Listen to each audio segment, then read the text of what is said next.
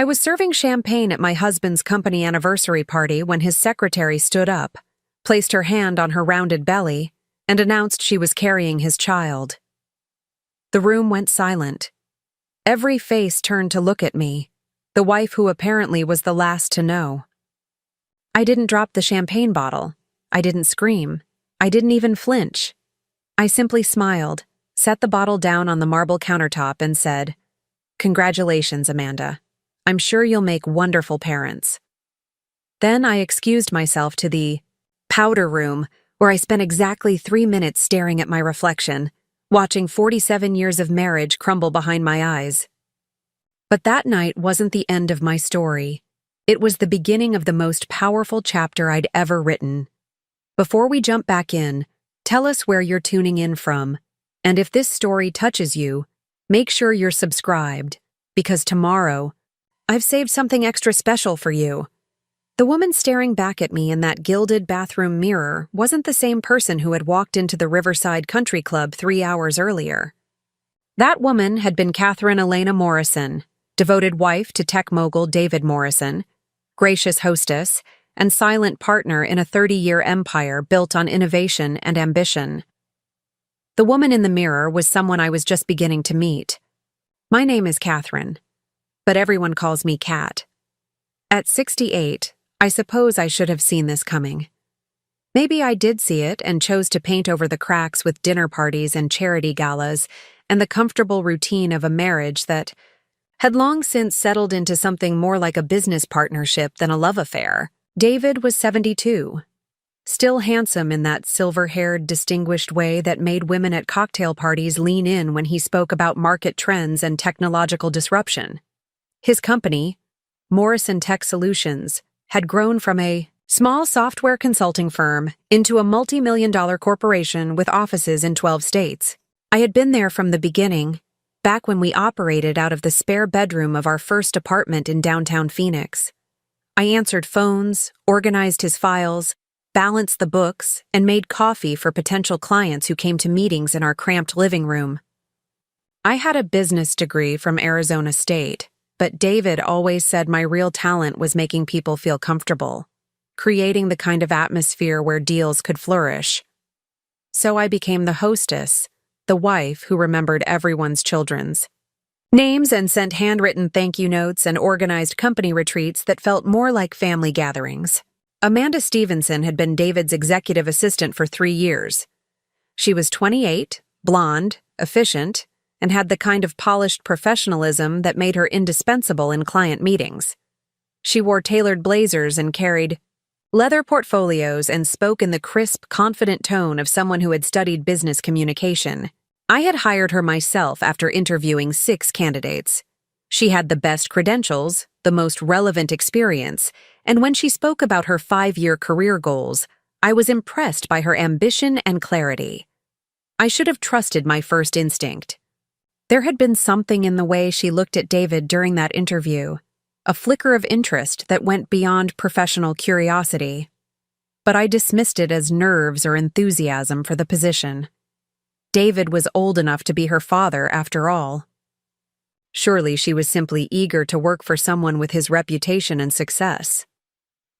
The company anniversary party was held every October at the Riverside Country Club, the same venue where David and I had celebrated our silver wedding anniversary 5 years earlier. It was our tradition to honor the employees who had been with us the longest, to recognize outstanding achievements, and to announce the next year's expansion plans. This year marked Morrison Tech's 20th anniversary as an incorporated business, though David and I both knew the real anniversary was 27 years ago, when we first hung out our shingle in that tiny apartment. I had spent weeks planning the event. I chose the menu, arranged the flowers, coordinated with the photographer, and personally wrote the invitation copy. The theme was Building Tomorrow, and I had commissioned a photo timeline of the company's growth that stretched along one entire wall of the ballroom. There were pictures of David and me in our early 30s, exhausted but exhilarated after landing our first major contract. Photos of our first real office, a modest space in a strip mall where David insisted on keeping a coffee pot that produced The worst coffee in Phoenix, but somehow became a company legend. Images of ribbon-cutting ceremonies, award presentations, client celebrations, and the faces of employees who had become like family over the years. I wore a navy blue dress that evening, silk with subtle beading along the neckline, paired with the pearl earrings David had given me for our 20th anniversary. My hair was styled in the elegant updo I always chose for formal events, and I carried the small beaded clutch that matched my shoes. I felt confident, prepared, excited to celebrate another milestone in the journey David and I had traveled together. The party began at 6 o'clock with cocktails on the terrace overlooking the golf course.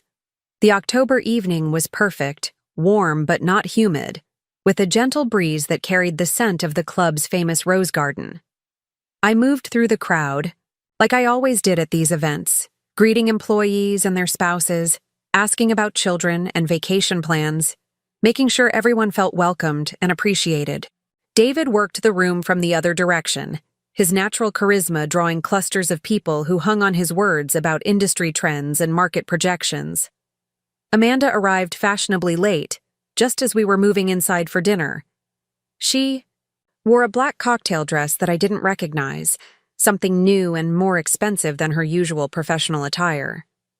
The dress was well cut, but couldn't quite disguise the gentle swell of her belly, which I noticed immediately but assumed was simply the result of too many business lunches, or perhaps a recent vacation indulgence. She moved differently that night, with a kind of deliberate grace that seemed almost ceremonial. During dinner, I sat at the head table between David and Robert Chen, our chief technology officer who had been with us for 15 years. The conversation flowed easily around topics I could navigate in my sleep: upcoming projects, industry, conferences, the challenges of scaling a business while maintaining company culture. I noticed that Amanda was seated at a table near the front, close enough to the head table that she could easily make eye contact with David. Throughout the meal, I caught them exchanging glances and small smiles that seemed to carry some private understanding. The formal program began after the main course. David stood to welcome everyone and deliver his annual State of the Company address. He spoke about the challenges and triumphs of the past year, thanked key employees by name, and outlined his vision for continued growth. His speech was polished and inspiring, filled with the kind of leadership rhetoric that had made him a sought-after speaker at industry conferences. I had heard variations of this speech dozens of times, but I still felt proud watching him command the room with his presence and passion. After David's remarks, we moved into the recognition portion of the evening.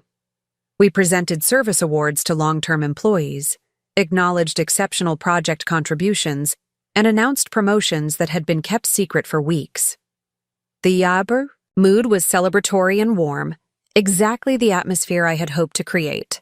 People laughed at David's gentle jokes about the early days when we couldn't afford proper office furniture and conducted meetings around a folding table from Walmart. Then came the announcement portion of the evening, typically reserved for upcoming projects or new hires. David had mentioned that a few employees wanted to share personal news, which wasn't unusual. Over the years, we had celebrated engagements, births, graduations, and other milestones that marked the passage of time in our extended work family. Amanda rose from her seat with the kind of confident poise that suggested she had rehearsed this moment. She smoothed her dress and walked to the front of the room, accepting the microphone from David with a smile that seemed to contain secrets. The room quieted with the polite attention that such moments commanded. Preparing and narrating this story took us a lot of time, so if you are enjoying it, subscribe to our channel. It means a lot to us. Now back to the story. Thank you all for being here tonight to celebrate 20 amazing years of Morrison Tech, she began, her voice clear and steady. This company has become my professional home, and David has been an incredible mentor and leader. She paused, her hand moving to rest on her belly in a gesture that suddenly seemed significant rather than casual, which makes tonight's announcement even more special for me. The silence in the room shifted from polite attention to focused anticipation. I felt a strange flutter in my stomach. an intuition that something was about to change in ways I couldn't yet comprehend. I'm thrilled to share that David and I are expecting our first child together this spring. Amanda's smile was radiant, triumphant, and completely unapologetic. We wanted to share this news with our work family first, because you've all been such an important part of our journey. The words hung in the air like smoke from an extinguished candle.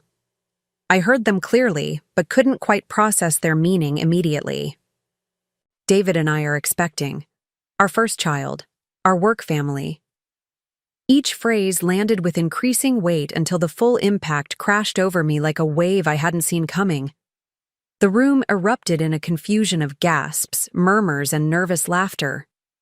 Some people began clapping uncertainly, unsure whether congratulations were appropriate given the obvious complication of David's existing marriage. Others sat in stunned silence, their eyes darting between Amanda, David, and me as they tried to understand what exactly was happening. I felt every eye in the room turn toward me, waiting for my reaction, my explosion, my breakdown. They expected tears or anger or some dramatic response that would match the magnitude of what had just been revealed. Instead, I felt something unexpected settle over me like a familiar coat. Clarity. I stood slowly, my movements deliberate and controlled. I walked to where Amanda stood holding the microphone, my heels clicking against the polished floor in a rhythm that seemed unnaturally loud in the expectant silence. When I reached her, I gently took the microphone from her hands. "Congratulations, Amanda," I said, my voice carrying clearly throughout the ballroom. "I'm sure you and David will make wonderful parents." I handed the microphone back to her and turned to face the room full of shocked faces. "If you'll excuse me, I think I need a moment to process this lovely surprise." I walked toward the ladies' room with the same measured pace, neither hurrying nor dragging my feet. Behind me, I could hear the nervous buzz of conversations starting. Up, David's voice attempting to regain control of the situation, and the general discomfort of a room full of people who had just witnessed something that would be talked about for years to come. In the bathroom, I stood before the mirror and looked at myself with new eyes.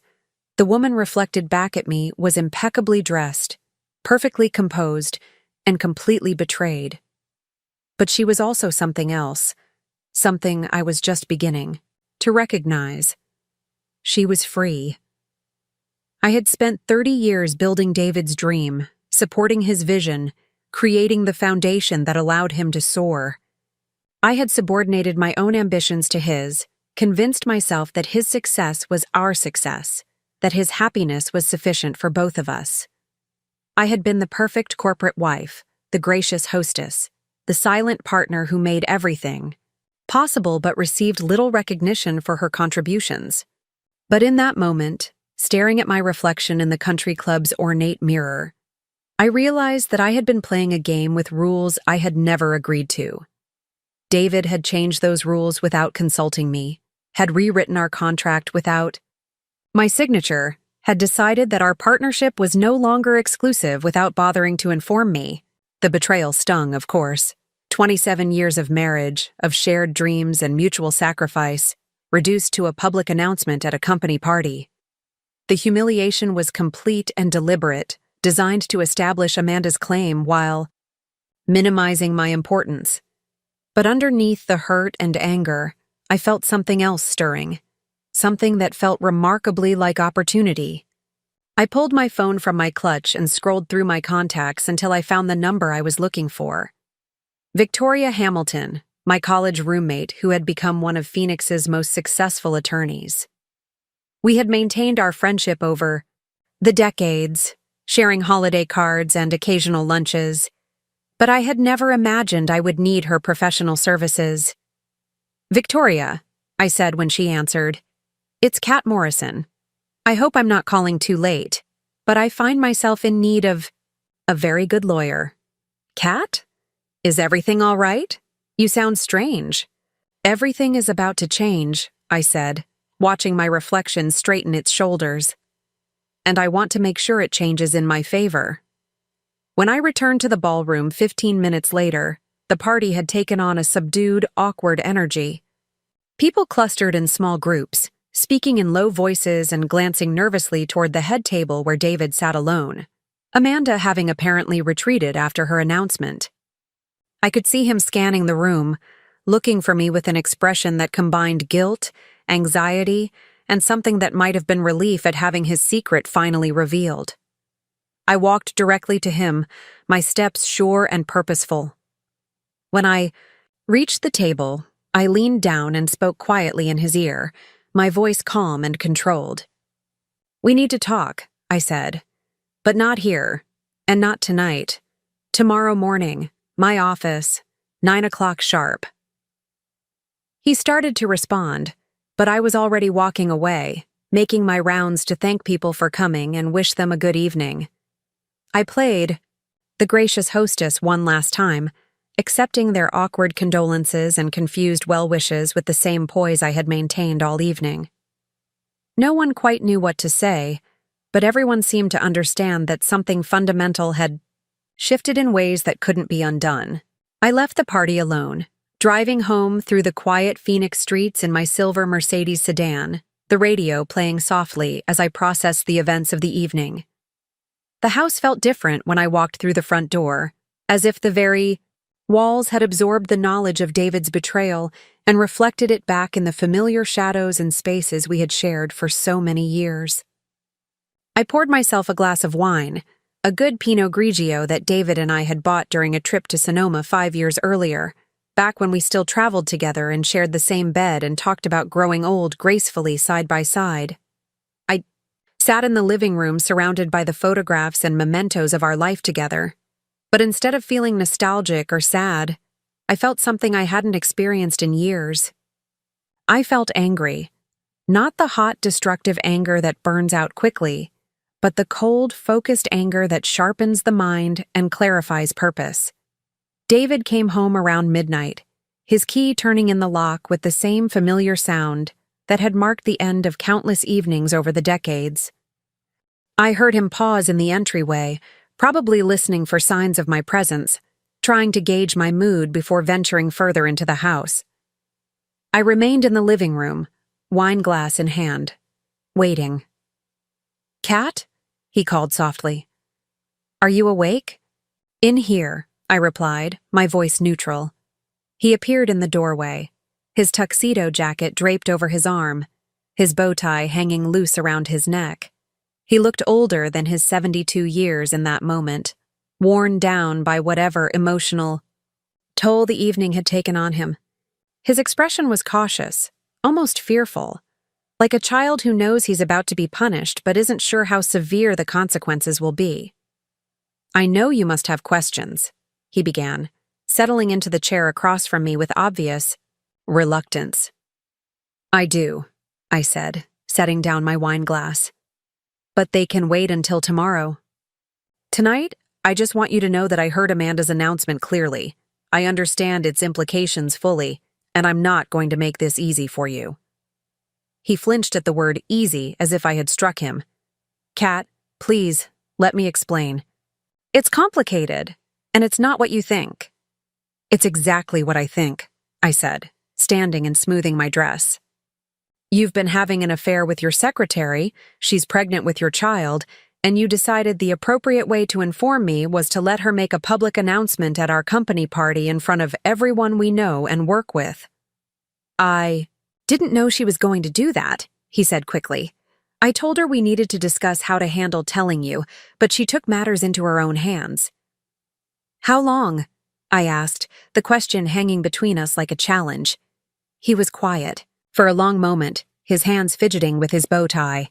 8 months, he finally admitted. 8 months, I repeated, letting the timeline settle over me. "So this started right around the time you insisted we needed to update our wills and estate planning. How thoughtful of you to think ahead." His face went pale. "That's not why I suggested the estate planning, isn't it?" I moved toward the stairs, then paused and turned back to face him. "David, in 30 years of marriage, you have never lied to me about anything important. Don't start now. It will only make things worse for both of us." I left him sitting, in the living room and went upstairs to our bedroom, where I changed into comfortable clothes and began the process of packing a suitcase. I wasn't leaving permanently, but I needed space to think, to plan, to figure out how to navigate the minefield that my life had suddenly become. As I folded clothes into the suitcase, I thought about the woman I had been 8 hours earlier. That woman had trusted completely, had believed in the partnership she thought she was part of, had never imagined that her husband could betray her so completely. That woman was gone now, replaced by someone harder, smarter, and far more dangerous than David could possibly realize. I had spent 30 years learning every detail of Morrison Tech's operations, understanding every contract and relationship and vulnerability. I knew where the money flowed, which clients were most valuable, which employees were truly indispensable. I had been the company's unofficial chief operating officer without the title or recognition, the person who actually made things run while David provided the vision and charisma. Tomorrow, that knowledge would become my weapon. Tonight, it was simply the foundation upon which I would build my revenge. I drove to the Phoenician Resort, where I checked into a suite and ordered room service. I ate in silence while reviewing the mental inventory of everything I knew about our business, our finances, our vulnerabilities. By the time I finished dinner, I had the outline of a plan that would have impressed even Victoria Hamilton with its thoroughness and precision. David had made one crucial mistake in his betrayal. He had assumed that I was simply the supportive wife, the gracious hostess, the woman who made coffee and remembered birthdays, but had no real understanding of the business we had built together. He had forgotten that I had been there from the beginning, that I had helped create every system and process that made Morrison Tech successful. He was about to learn just how expensive that oversight would be. The next morning, I woke early and dressed with particular care. I chose a charcoal gray suit that conveyed authority and professionalism, paired with my good pearls and the watch David had given me for my 60th birthday. I wanted to look like exactly what I was, a woman who understood business and wouldn't be intimidated or dismissed. I arrived at the Morrison Tech offices at 8:30, 30 minutes before my scheduled meeting with David. The building was one of those sleek glass and steel structures that had become synonymous with successful technology companies, all clean lines and modern efficiency. David and I had moved the company here 5 years earlier when our previous space became too small for our growing team. I used my key card to enter through the executive entrance, a privilege I had maintained even though I had never held an official position with the company. The morning sunlight streamed through the floor-to-ceiling windows, casting geometric patterns across the polished floors and contemporary furniture that I had helped select during the office renovation. My destination was the conference room that David used for important meetings, a space I had suggested we create when the company expanded beyond the point where his office could accommodate larger groups. The room featured a massive mahogany table surrounded by leather chairs, with a wall of windows overlooking the Phoenix skyline and an impressive display of awards and recognition certificates that chronicled the company's success. I set up my laptop and arranged my papers at one end of the table, claiming the power position that faced the door. I wanted David to understand immediately that this wasn't a personal conversation between hurt spouses, but a business negotiation between equals. Or perhaps, I thought with a slight smile, between predator and prey. At precisely 9 o'clock, David entered the conference room looking like a man who hadn't slept well. His usually immaculate appearance was slightly disheveled, his shirt wrinkled and his hair not quite perfectly styled. He carried a coffee cup that he gripped like a lifeline and moved with the careful deliberation of someone who knows he's walking into a battle he can't win. "Thank you for coming," I said formally, as if he were a client rather than my husband of 30 years. He sat across from me, maintaining more distance than was necessary in the large room. "Kat, before we start, I want you to know how sorry I am about last night. Amanda shouldn't have made that announcement without discussing it with me first. But she wasn't wrong about the facts, was she?" I opened my laptop and pulled up the first document I wanted to show him. You are the father of her child. You have been having an affair for 8 months, and you did decide to let me find out in the most public and humiliating way possible. I never intended for it to happen this way, he said, his voice carrying the weight of genuine regret. I know how it looked, how it must have felt for you. How it felt is irrelevant, I replied, my tone businesslike and cold. How it affects our business partnership is what we need to discuss. He blinked in surprise. Our business partnership? David, surely you didn't think I was going to sit quietly in the background while you restructure your life around your new family. I turned my laptop screen toward him, showing him the first spreadsheet Victoria and I had prepared during our early morning phone call. This is a comprehensive analysis of my contributions to Morrison Tech over the past 30 years, including my initial investment, my unpaid labor, my business development efforts, and my ongoing operational support. His face went pale as he scrolled through the detailed breakdown of everything I had done to help build the company he considered his personal achievement. The numbers were undeniable, the documentation thorough, the implications staggering. I don't understand what you're trying to say, he said, but his voice lacked conviction. I'm saying that Morrison Tech isn't your company, David. It's our company, and I'm claiming my half. The silence that followed my declaration stretched. Between us like a chasm neither of us knew how to cross. David stared at the laptop screen, his eyes moving across the columns of figures that represented 3 decades of my life poured into his dream. I watched his face carefully, noting the moment when understanding dawned, followed quickly by panic, then a desperate attempt to regain control of a conversation that had already slipped entirely from his grasp. Kat, you can't be serious, he finally said, his voice carrying the tone of someone trying to reason with a person he believed was having an emotional breakdown. You're upset about Amanda, and I understand that completely. But you can't just claim half of my company because you're angry. I leaned back in my chair and studied him with the detached interest of a scientist observing a particularly fascinating specimen. This was the man I had shared my bed with for 30 years, the man whose dreams had become my dreams, whose success I had celebrated as if it were my own. And he genuinely believed that Morrison Tech belonged solely to him, that my contributions had been merely supportive, easily dismissed, legally meaningless. Your company? I repeated softly. David, let me share something with you that might clarify the situation. I pulled out a manila folder that Victoria had prepared for me and placed it on the table between us. These are copies of the incorporation documents from 1994, when we formally established Morrison Tech Solutions. Notice anything interesting about the founding partners listed? He opened the folder with trembling hands, and I watched his face drain of color as he read documents he apparently hadn't looked at in years. There, in black and white legal language, were both our names listed as equal founding partners of Morrison Tech Solutions, LLC. David Morrison and Catherine Elena Morrison, each holding 50% ownership of the newly formed company.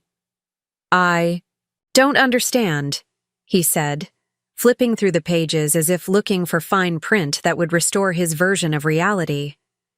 You never worked for the company officially. You didn't draw a salary.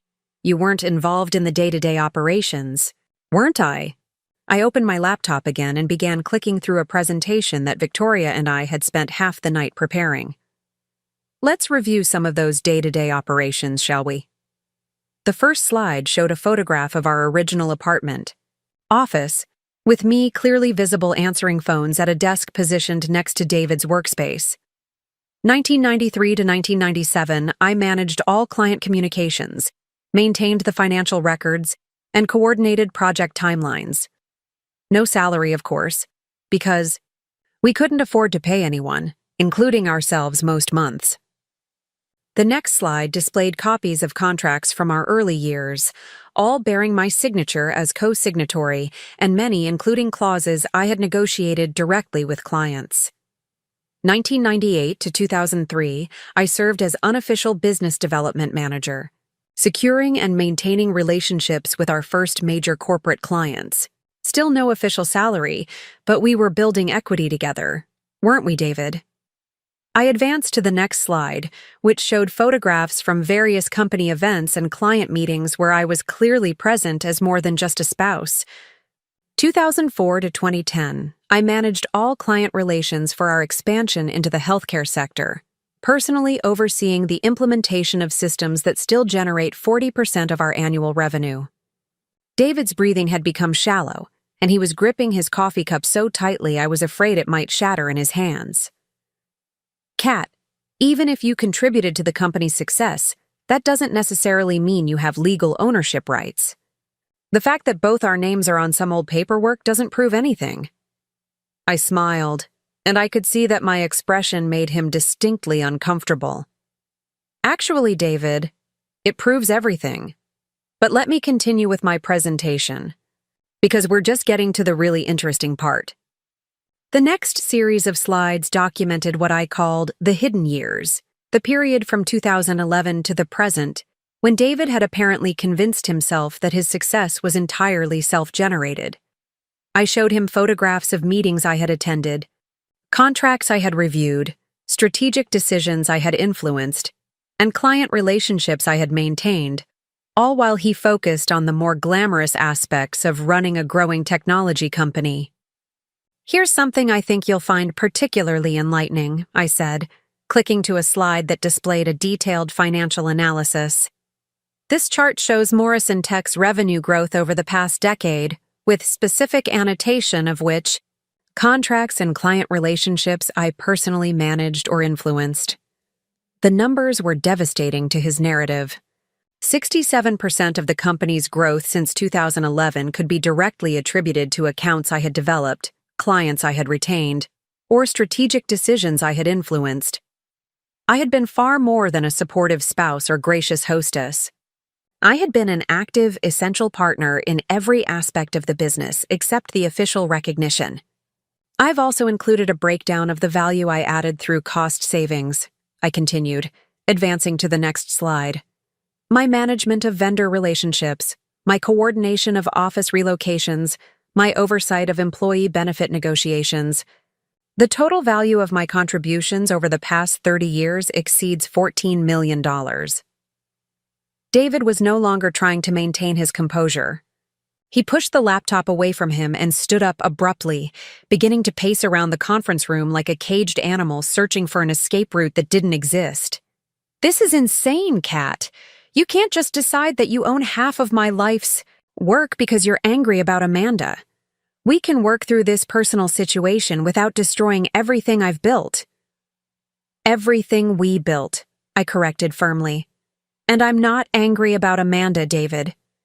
I'm angry about 30 years of being treated like an employee without pay, a partner without recognition, a co-founder without respect. I closed the laptop and leaned forward, fixing him with the kind of direct stare that had once made difficult clients back down during tense negotiations. Amanda's pregnancy was simply the catalyst that opened my eyes to how thoroughly you've rewritten our history to suit your convenience. You've spent so many years taking credit for our shared achievements that you actually started believing your own mythology. He stopped pacing and turned to face me, his expression cycling through anger, desperation, and something that might have been the first glimmer of genuine respect he'd shown me in years. What do you want, Kat? Money? I can arrange for a generous settlement, something that reflects your contributions fairly without disrupting the company's operations. I want what's legally mine, I said simply. 50% ownership of Morrison Tech Solutions, recognition as co-founder and managing partner, and immediate implementation of proper governance structures that reflect our actual partnership. That's impossible, he said, but his voice lacked conviction. The company employs 87 people, Kat. We have obligations to clients, contracts that require continuity, systems that can't be disrupted by internal power struggles. You should have thought about that before you decided to start a family with your assistant, I replied coolly. But you're right about one thing. We do have obligations to our employees and clients, which is why I'm prepared to be reasonable about the transition process. I pulled out another document from Victoria's folder, a detailed transition plan that addressed every concern David had raised and several he hadn't thought of yet. This outlines how we can restructure the company's leadership to reflect our actual partnership while maintaining operational stability. I'm not interested in destroying what we've built, David. I'm interested in claiming my rightful place in it. He read through the transition plan with the focused attention of a man trying to find flaws in a contract that might save his life. The document was comprehensive and professionally drafted, addressing everything from client communications to employee notifications to board governance structures. Victoria had done excellent work, creating a roadmap that would allow Morrison Tech to continue thriving under new leadership arrangements while protecting the interests of all stakeholders. This would make you my equal partner in everything, he said finally, looking up from the papers with an expression I couldn't quite read. I've always been your equal partner in everything, I replied. The only difference is that now it will be official, documented, and legally protected. David sank back into his chair, and for the first time since I'd known him, he looked truly defeated. Not just surprised or challenged or temporarily set back, but completely outmaneuvered by an opponent he had never even realized he was facing. How long have you been planning this? He asked quietly. I started planning this about 4 hours after Amanda made her announcement, I said truthfully. But the foundation for this conversation was laid 30 years ago when we incorporated as equal partners. I'm not seizing power, David. I'm reclaiming it. He was quiet for several minutes, staring out the conference room windows at the Phoenix skyline where we had built our life together. I could see him processing the implications of my proposal, calculating the costs of resistance versus cooperation, trying to find some alternative that would allow him to maintain control while appeasing my demands. What about Amanda? He finally asked. What about the baby? What about them? I replied. Your personal relationships are your business, David. My concern is with our professional partnership and ensuring that my contributions to this company are properly recognized and protected going forward. You're really going to force me to choose between my company and my family? I stood up and began gathering my papers, the meeting clearly drawing to a close. I'm not forcing you to choose anything. You already made your choices when you started an affair, when you got Amanda pregnant, and when you allowed her to announce your new family at our company party. Now, you're simply living with the consequences of those choices. Kat, please, he said, and there was genuine desperation in his voice now. We can find another way to handle this. We don't have to blow up 30 years of marriage and partnership over one mistake. I paused at the door and looked back at him. This man who had been the center of my world for most of my adult life, but who had somehow forgotten that I was supposed to be the center of his. David, this isn't about one mistake. This is about 30 years of being invisible in my own life, of watching you accept credit for achievements that belonged to both of us, of building something together that you claimed as yours alone. I never meant to make you feel invisible, he said softly. I know you didn't, I replied, and for the first time in our conversation, my voice carried genuine sadness rather than cold determination. You didn't mean to erase me, but you did. It anyway. Every time you introduced yourself as the founder of Morrison Tech without mentioning my role, every time you gave interviews about your success story without acknowledging that it was our success story, every time you made major business decisions without consulting the person who actually understood our operations better than anyone else. I opened the door but didn't leave immediately. You have 48 hours to review my proposal with your attorney and provide me with a response. After that, I'll be forced to pursue other options that might be less convenient for everyone involved. What other options? He asked, though his tone suggested he already knew the answer. Dissolution of the partnership, I said simply. Liquidation of assets. division of client accounts, termination of existing contracts pending renegotiation with new entities. All the messy, expensive, time-consuming legal processes that happen when business partners can't reach amicable agreements. The color drained from his face again as he contemplated the implications. Morrison Tech's value was largely built on continuity, client relationships, and operational efficiency. A forced dissolution would destroy much of what made the company valuable, leaving everyone involved with significantly less than they started with. "You would really do that?" he asked. "You would destroy everything we built just to prove a point?" "I would do that to claim what's rightfully mine," I corrected. "But I'd prefer not to, which is why I'm offering you a civilized alternative. The choice is yours, David." I left him sitting in the conference room and walked through the offices of Morrison Tech with new eyes. The bustling workspace filled with dedicated employees who had helped build something remarkable. The modern equipment and sophisticated systems that processed millions of dollars in business every year. The walls covered with awards and recognition that celebrated our shared achievements, even if only David's name appeared on most of the certificates. As I passed Amanda's desk, I noticed it was empty. No personal belongings, no family photographs, no indication that anyone worked there regularly. She had apparently taken some time off following her dramatic announcement, or perhaps David had suggested she make herself scarce while we sorted through the implications of her revelation. I took the elevator down to the parking garage and sat in my car for several minutes before starting the engine.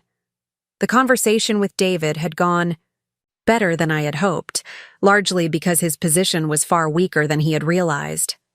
The incorporation documents alone were enough to establish my legal claim to equal ownership, but the detailed documentation of my ongoing contributions made any challenge to my partnership status virtually impossible to defend. Victoria had explained during our lengthy phone consultation that Arizona's community property laws would also work in my favor if David chose to fight rather than negotiate. Even if he somehow managed to dispute my business partnership claims, I would still be entitled to half of all assets acquired during our marriage, including his share of Morrison Tech. The only question was whether we could reach a reasonable agreement, or whether I would be forced to pursue more aggressive legal remedies. I drove home through the familiar Phoenix streets, past the restaurants where David and I had celebrated business successes, the hotels where we had hosted client events, the landmarks that marked the geography of our shared life. Everything looked the same as it had yesterday, but I felt like I was seeing it all for the first time, understanding finally that this was my city too, my success too, my life too, regardless of whose name appeared on the business cards and letterhead. The house felt different when I walked through the front door, no longer the comfortable retreat where I had played the role of supportive spouse, but rather a stage set for a performance that was finally ending.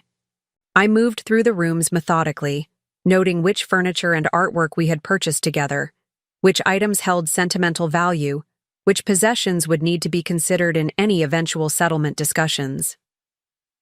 In David's home office, I found evidence of a life I had only partially understood. Financial documents that showed business accounts I hadn't known existed.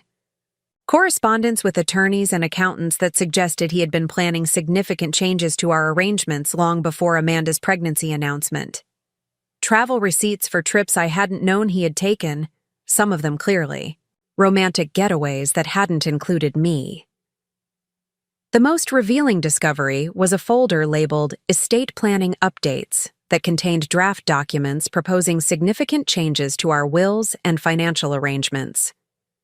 The proposed changes would have reduced my inheritance substantially while creating generous provisions for Amanda and any children David might have with her. The documents were dated 6 months earlier, confirming that this affair had been far more serious and long-term than David had admitted. I photographed everything with my phone, creating a digital record that Victoria could use to strengthen our negotiating position. David's preparations for his new life had been thorough and methodical, but he had made one crucial error.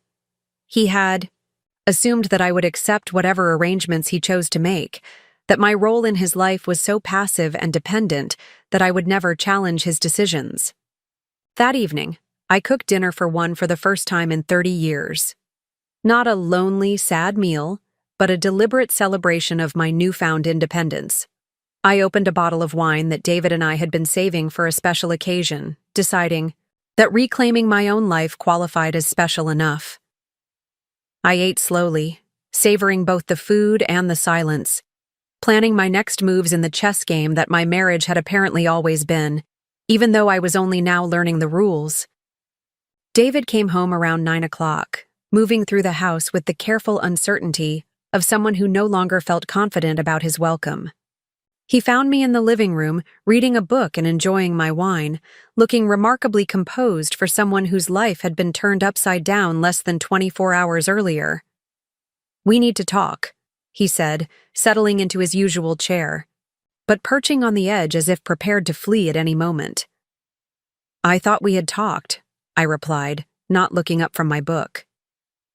"You have 48 hours to respond to my proposal. Until then, there's really nothing more to discuss." "Kat, please be reasonable. What you're asking for would fundamentally change everything about how Morrison Tech operates. I can't just hand over half the company to you overnight." I closed my book and set it aside, finally giving him my full attention. "David Morrison, tech has always been half mine. The only thing that's changing is that I'm no longer willing to pretend otherwise." "But you don't understand the technical aspects of the business," he protested. "You haven't been involved in the software development, the project management systems, the client implementation processes." "Haven't I?" I smiled, and I could see that my expression made him nervous. "David, who do you think coordinated the Peterson Industries implementation? Who managed the client relationship during the Henderson Group crisis last year? Who developed the training protocols that we use for new employee orientation?" His face went pale as he realized that I had been far more involved in the company's operations than he had either noticed or acknowledged. "You were consulting with me on those projects, but that's different from actually running day-to-day operations." "Is it?" I stood up and walked to the bookshelf where I kept my personal files, pulling out a thick binder that David had apparently never bothered to examine. "This contains copies of every email I've sent on behalf of Morrison Tech for the past 5 years, every client communication I've handled, every problem I've solved while you were traveling or in meetings or otherwise occupied." I handed him the binder and watched his expression change as he flipped through hundreds of pages of documentation that proved my active, ongoing involvement in virtually every aspect of the business he considered his personal domain. "I didn't realize you were keeping such detailed records," he said weakly. "I wasn't keeping them for this purpose," I replied. "I was keeping them because I'm a professional who documents my work, even when that work isn't officially recognized or compensated." He set the binder aside and looked at me with something approaching genuine curiosity. "Who are you, Kat? I feel like I'm talking to a stranger." "I'm the same person I've always been," I said simply. "The only difference is that I'm no longer hiding my competence behind your comfort. I'm no longer pretending to be less capable than I am because it makes you feel more important." "I never asked you to pretend to be less capable." "You didn't have to ask. You just accepted it when I stepped back, when I downplayed my contributions, when I allowed you to take credit for work we did together. It was easier for both of us if you were the brilliant entrepreneur and I was the supportive wife." David stood up and began pacing again, a habit I now realized he employed whenever he felt cornered or overwhelmed. "Even if everything you're saying is true, even if you have legitimate claims to partnership in the company, we can't just ignore 30 years of established operational structures. There are legal implications, tax consequences, employee concerns, all of which have been addressed in the transition plan I showed you this morning," I replied patiently. "Victoria is one of the best corporate attorneys in Phoenix, David. She doesn't draft proposals that create unnecessary legal exposure or operational disruption. Victoria Hamilton is representing you in this? He stopped pacing and stared at me with genuine alarm. Kat, she's a shark. She's the attorney people hire when they want to destroy their opponents completely. She's the attorney people hire when they want to ensure their interests are properly protected, I corrected. And yes, she's representing me, because unlike you, I understand the value of professional expertise when navigating complex legal situations. The conversation continued for another hour, with David alternating between attempts to negotiate, threats of legal action, and emotional appeals to our shared history. I listened patiently, responded factually, and refused to be drawn into the kind of dramatic confrontation that might cloud my judgment or weaken my position. When he finally retreated to the guest bedroom, I remained in the living room, finishing my wine and reviewing the events of what had been one of the most transformative days of my life. In less than 24 hours, I had evolved from betrayed wife to business partner demanding recognition, from passive victim to active agent of my own destiny. The woman who had served champagne at last night's party felt like someone I had known in another lifetime. That woman had trusted completely, had subordinated her own interests entirely, had believed that her husband's success was sufficient recognition for her contributions. That woman was gone, replaced by someone who understood her own value and was prepared to fight for it.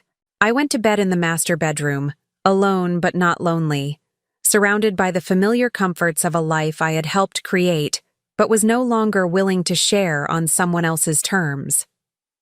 Tomorrow would bring new challenges, new negotiations, new opportunities to define the future on my own terms rather than accepting whatever arrangements David chose to offer.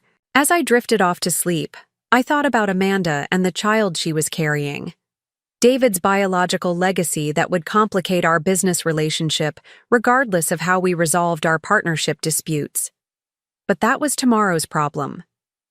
Tonight, I was simply Catherine Morrison, co-founder and equal partner of Morrison Tech Solutions, finally ready to claim the recognition that had always been rightfully mine. The next morning brought an unexpected development that changed the trajectory of our negotiations in ways I could never have anticipated. I was drinking coffee and reviewing Victoria's latest revisions to our partnership proposal when my phone rang with a call from an unknown number. Mrs. Morrison? The voice was young, nervous, clearly uncomfortable with whatever conversation was about to unfold. This is Catherine Morrison, I replied carefully. My name is Jessica Chen, and I work in accounting at Morrison Tech. I'm sorry to bother you at home, but there's something I think you need to know about the company's financial situation. I felt a chill run down my spine as I recognized the name. Jessica was Robert Chen's daughter, a recent college graduate who had been working part-time in our accounting department while studying for her CPA certification. She was bright, detail-oriented, and exactly the kind of person who might notice discrepancies that others would miss. What kind of something, Jessica? There are irregularities in some of the account transfers from the past 8 months, she said, her voice barely above a whisper. Large amounts of money being moved between accounts in ways that don't match the documentation I've been given to reconcile. 8 months, the same timeline as David's affair with Amanda. Can you be more specific about these irregularities? I asked, already reaching for a notepad to document whatever she was about to tell me.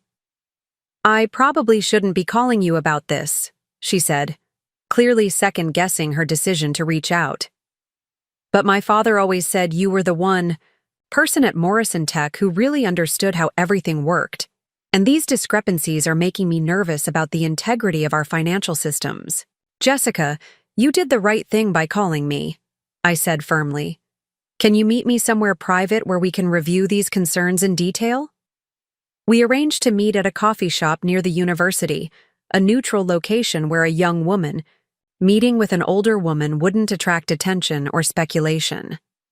I arrived early and chose a corner table where we could speak privately, my mind racing with implications of what Jessica might have discovered. She arrived carrying a laptop, bag and looking like someone who hadn't slept well in several days. Jessica was a petite young woman, with her father's serious demeanor and an attention to detail that had obviously served her well in her accounting studies. "Thank you for meeting with me," she said as she sat down across from me. I wasn't sure who else I could talk to about this. "Show me what you found," I said simply. She opened her laptop and pulled up a series of spreadsheets that documented financial transactions dating back to the beginning of David's relationship with Amanda. The patterns she had identified were subtle but unmistakable, once you knew what to look for. Regular transfers from Morrison Tech's operating accounts to a separate investment account that had been established 8 months earlier. "The amounts aren't huge individually," Jessica explained, "but they add up to almost $400,000 over the past 8 months. And the documentation I've been given to justify these transfers doesn't match the actual business purposes they're supposed to serve." I studied the spreadsheets carefully, noting the dates and amounts of each transfer. The timing was too consistent to be coincidental, and the lack of proper documentation suggested that these transactions were being deliberately obscured from normal oversight processes. "Who authorized these transfers?" I asked. "That's the strange part," Jessica replied. "The authorization signatures look like your husband's, but they're not following the normal approval process that requires dual sign-off for transfers over $50,000. I felt anger building in my chest, not the hot rage of someone discovering a betrayal, but the cold fury of a business professional realizing that her partner had been systematically stealing from their shared enterprise. "Jessica, I need you to print copies of everything you've shown me," I said. "And I need you to secure the original electronic files in a way that prevents them from being altered or deleted." "Are you going to confront Mr. Morrison about this?" she asked nervously. "Eventually," I replied. "But first, I'm going to make sure we have complete documentation of these irregularities and a clear understanding of where this money has gone." The meeting with Jessica lasted another 30 minutes as she walked me through the technical details of what she had discovered and explained her concerns about the broader implications for Morrison Tech's financial integrity. By the time we parted ways, I had a clear picture of how David had been funding his new relationship and preparing for his new family. I drove directly to Victoria's office, where I presented her with Jessica's findings and watched her expression harden as she reviewed the evidence of David's financial misconduct. "This changes everything," Victoria said, leaning back in her chair with the satisfied expression of an attorney who had just been handed a winning case. "Financial misappropriation from a business partnership is a serious matter, Kat. This isn't just about relationship betrayal anymore. This is about criminal misconduct." "What are our options?" I asked. "We have several choices," Victoria replied, pulling out a legal pad to outline our strategy. "We can use this evidence to strengthen your claim to equal partnership and demand immediate remediation of the stolen funds. We can file criminal charges for embezzlement and fraud, or we can use this information as leverage to negotiate a settlement that gives you everything you want without destroying David's life completely." I considered the options carefully, weighing the satisfaction of seeing David face criminal charges against the practical benefits of using this information strategically. "What would you recommend?" "I'd recommend leveraging this information to secure your partnership rights immediately, while also demanding full restitution of the stolen funds plus damages," Victoria said. "If David refuses to cooperate, we can always pursue criminal charges later. But right now, this gives you tremendous negotiating power." We spent the next 2 hours revising our partnership proposal to include the new information Jessica had provided. The updated document was devastating to David's position, offering him a choice between voluntary cooperation and criminal prosecution for financial misconduct. When I returned home that afternoon, I found David waiting for me in the living room with an expression that suggested he had spent the day in consultation with his own attorney. "We need to discuss your proposal," he said without preamble. "Actually, we need to discuss my revised proposal," I replied, handing him the updated document that Victoria had prepared. "It seems there are additional issues we need to address, beyond simple partnership recognition." I watched his face change as he read through the financial misconduct allegations and realized that his secret funding of his relationship with Amanda had been discovered and documented. "Kat, I can explain. The account transfers," he began. But I held up my hand to stop him. "Save your explanations for your attorney," I said calmly. "Right now, I'm only interested in your response to my revised proposal." The document laid out my demands in clear, unambiguous terms. Immediate recognition as equal partner and co-founder of Morrison Tech. Full restitution of the misappropriated funds plus 20% damages. Implementation of proper financial oversight and governance structures to prevent future irregularities. And a formal apology to be distributed to all employees acknowledging my contributions to the company's success. "If you refuse these terms," I continued, "Victoria will be filing criminal charges for embezzlement and fraud, along with a civil lawsuit seeking dissolution of the partnership and damages for breach of fiduciary duty." David set the document aside and looked at me with something approaching genuine fear. "You would really send me to prison over this?"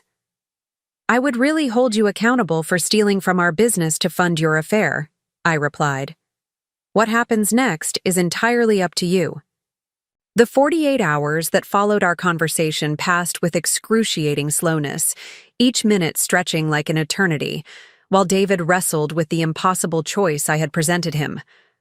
I used the time productively, meeting with Victoria, to finalize our legal strategy and coordinating with Jessica Chen to ensure that all financial evidence was properly secured and documented.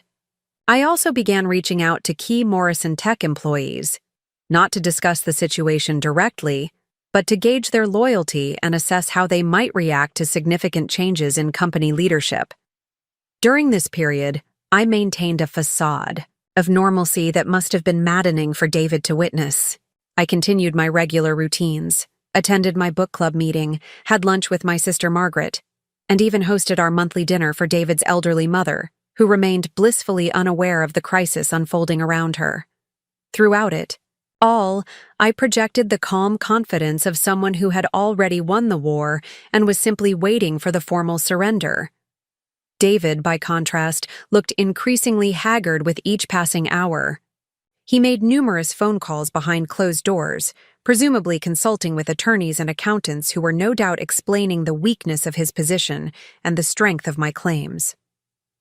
He attempted several times to engage me in conversation about compromise solutions or alternative arrangements, but I maintained my position that we had nothing to discuss until he formally responded to my proposal.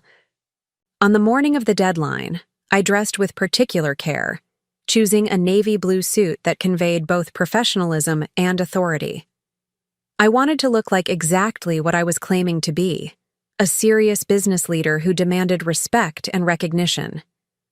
Victoria had scheduled a meeting at her office where David could present his response in a formal legal setting, eliminating any possibility of emotional manipulation or personal appeals that might cloud the clarity of our business negotiation. I arrived at Victoria's office early, using the extra time to review our documentation one final time and prepare for whatever counteroffer or delaying tactics David might attempt. Victoria's confidence in our position was absolute, but she had warned me that desperate people often make unpredictable choices, and David was certainly desperate. At precisely 10 o'clock, David arrived accompanied by his attorney, Martin Crawford, a corporate lawyer I recognized from various business events over the years. Martin was competent, but not exceptional, the kind of attorney you might hire for routine business matters, but not the sort you would want representing you in a high-stakes negotiation against someone of Victoria's caliber. The four of us sat around Victoria's conference table, the formal setting emphasizing that this was a business meeting rather than a marital dispute. Victoria had arranged the documents in neat stacks, each category clearly labeled and indexed, for easy reference. The evidence of my partnership claims, the documentation of David's financial misconduct, and the legal precedents supporting our position created an impressive display of preparation and professionalism. Martin opened the discussion by attempting to characterize my claims as emotional overreach driven by marital discord rather than legitimate business concerns. Victoria dismantled this argument methodically, walking him through the incorporation, documents, the financial records, and the detailed documentation of my contributions to Morrison Tech's success. "Mr. Crawford," Victoria said with the patience of someone explaining basic concepts to a slow student, "your client seems to be operating under the mistaken impression that his wife's contributions to their business were somehow voluntary gifts, rather than the work of an equal partner. The law does not support this interpretation." Martin shifted uncomfortably in his chair, clearly recognizing that his opening strategy had failed completely. "Ms. Hamilton, even if Mrs. Morrison has legitimate partnership claims, surely we can reach some accommodation that doesn't require fundamental restructuring of an established business." "What sort of accommodation did you have in mind?" Victoria asked, though her tone suggested she already knew the answer would be inadequate. David leaned forward, speaking directly to me for the first time since entering the conference room. "Kat, I'm prepared to offer you a substantial financial settlement that recognizes your contributions to the company's success. We're talking about enough money to ensure your complete financial security for the rest of your life." "How substantial?" I asked, though I was primarily curious about whether his offer would reveal any understanding of my actual value to the business. Martin consulted his notes and named a figure that was genuinely impressive by most standards, but represented less than 20% of my actual ownership stake in Morrison Tech. The lowball offer confirmed that David still didn't understand either the strength of my legal position or the extent of my knowledge about the company's true value. "That's an interesting starting point," Victoria said diplomatically, "but it falls somewhat short of reflecting Mrs. Morrison's actual partnership stake. Perhaps we should review the valuation methodology that led to this offer." What followed was a detailed discussion of Morrison Tech's financial value, during which it became clear that David's attorney had performed only a superficial analysis of the company's assets and revenue streams. Victoria's preparation was infinitely more thorough, including independent appraisals of intellectual property, client relationship values, and future earning potential that painted a picture of a business worth significantly more than David had claimed. The revelation that most rattled David was Victoria's analysis of how much value I had personally created through my client relationship management and business development efforts. Using conservative calculations based on client retention rates and account growth, Victoria demonstrated that my contributions had generated over $23 million in company value during the past decade alone. Even if we ignore Mrs. Morrison's founding partnership status, Victoria explained to the increasingly pale Martin Crawford, her ongoing contributions to company operations would entitle her to substantial compensation and equity participation under any reasonable partnership agreement. David's composure finally cracked when Victoria presented the evidence of his financial misconduct. The documentation Jessica had provided was devastating, showing a clear pattern of unauthorized fund transfers that violated both partnership agreements and basic fiduciary responsibilities. "These transfers were temporary loans," David protested. Weakly, "I was planning to reimburse the company once certain personal financial matters were resolved." "Temporary loans require documentation and authorization," Victoria replied coolly. "What we have here is unauthorized appropriation of partnership assets for personal use, which constitutes both a breach of fiduciary duty and potential criminal fraud." Martin requested a brief recess to consult privately with his client, and I watched through the conference room's glass walls as he delivered what appeared to be very unwelcome legal advice. David's body language grew increasingly defensive as Martin presumably explained the weakness of their position and the potential consequences of continued resistance. When they returned to the table, Martin's demeanor had shifted from confident advocacy to damage control. "Ms. Hamilton, my client is prepared to consider a more substantial settlement offer, but we need assurance that accepting such an arrangement would resolve all potential claims, including any allegations related to financial irregularities. Mr. Crawford, Victoria said with a slight smile, I think you misunderstand the nature of these proceedings. We're not here to negotiate a settlement of Mrs. Morrison's claims. We're here to formalize recognition of her existing ownership, rights, and address the remediation of funds that were improperly diverted from partnership accounts. The distinction was crucial and devastating to David's position. Victoria was not asking David to pay me a settlement as if I were an injured party seeking compensation. She was demanding that he acknowledge my equal ownership of assets that already belonged to me and return money that he had stolen from our shared business. This is ridiculous, David finally exploded, his professional composure collapsing under the pressure of realizing how completely he had been outmaneuvered. Kat, you can't seriously expect me to hand over half of everything I've worked for my entire life because you're upset about Amanda. I expect you to acknowledge half of everything we've worked for our entire lives, I replied calmly, because that's what the law requires and what basic fairness demands. You don't know the first thing about running a technology company, he continued, his voice rising with desperation. You don't understand the technical requirements, the project management complexities, the client service demands. You can't just waltz in and demand equal control of something you're not qualified to manage. Victoria and I exchanged glances, and I could see her fighting back a smile at David's tactical error. His argument that I was unqualified to manage? Morrison Tech directly contradicted his earlier claims that I hadn't been significantly involved in company operations. David, I said quietly, who managed the Peterson Industries implementation when you were hospitalized with pneumonia 3 years ago? He opened his mouth to respond, then closed it as he realized the trap he had walked into. Who coordinated the crisis response when our primary server farm failed during the Henderson Group conversion? I continued. His face was growing redder with each question, and I could see Martin Crawford beginning to understand just how poorly prepared they were for this confrontation.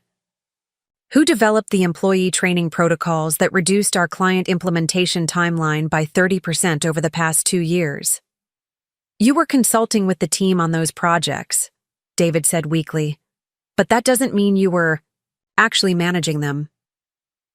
I opened my briefcase and pulled out a folder containing hundreds of emails, project reports, and client communications that documented my direct involvement in every aspect of Morrison Tech's operations.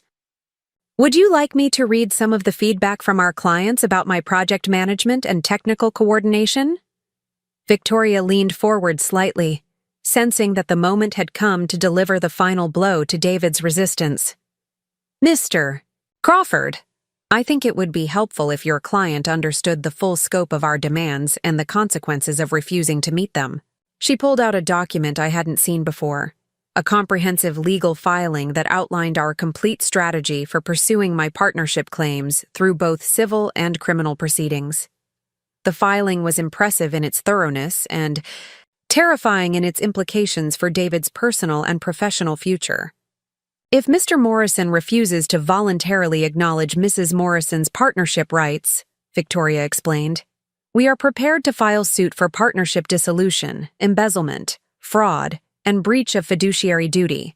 The criminal charges alone carry potential penalties of up to 15 years in prison and complete forfeiture of business assets.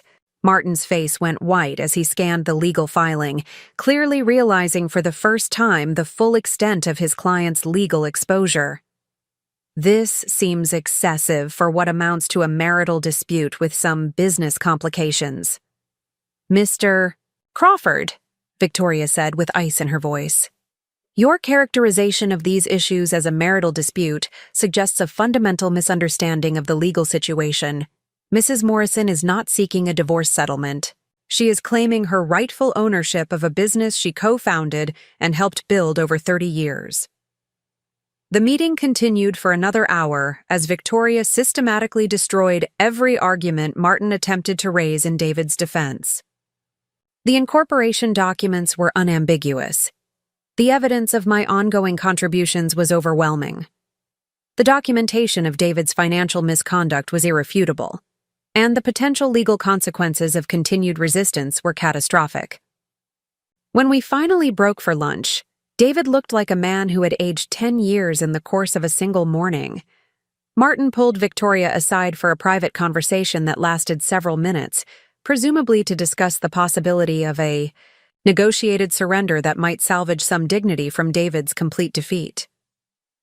During the lunch break, I walked to a nearby park and sat on a bench overlooking a small pond where families were feeding ducks and children were playing on expensive playground equipment.